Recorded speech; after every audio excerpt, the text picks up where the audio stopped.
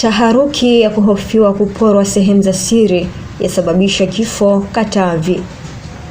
Mtu mmoja ambaye bado hajafahamika jina lake amefariki dunia baada ya kupigwa na wananchi kwa madai ya kumshika mwanaume bega kisha kutuhumiwa kwamba alitaka kumfanya sehemu zake za siri kutoweka.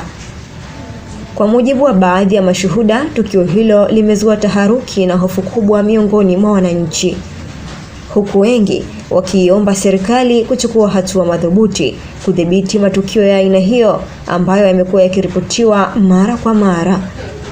Kamanda wa polisi mkoa wa Katavi, SACP Kastangonyani, amethibitisha kutokea kwa tukio hilo.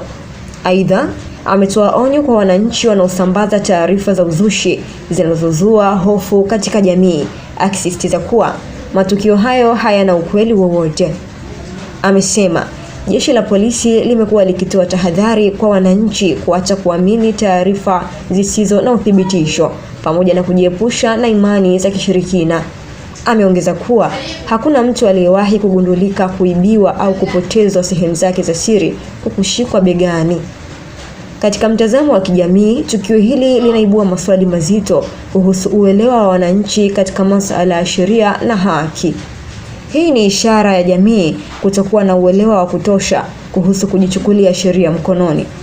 Ikiwa hali hii itaendelea, kuna hatari wahalifu kutumia mwanya huo kufanya vitendo vya uhalifu kama kupora na kuiba kwa kisingizio cha kuibiwa sehemu za siri. Ni muhimu kwa jamii kuchukua tahadhari na kuanza kumchunguza kwa makini mhusika anayedai kuathiriwa kabla ya kumhukumu mtuhumiwa. Inaaminika kuwa baadhi ya wanaolalamika kuibiwa sehemu zao za siri wanapofanyiwa uchunguzi kubainika kuwa viungo hivyo bado vipo, jambo linaloongeza sintofahamu katika jamii.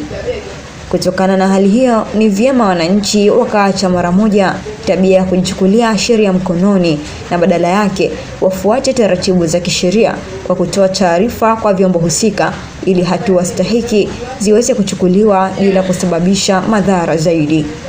Ulikuwa nami Ajmina Ibrahim. Usiache kufuatilia Spurs Online TV.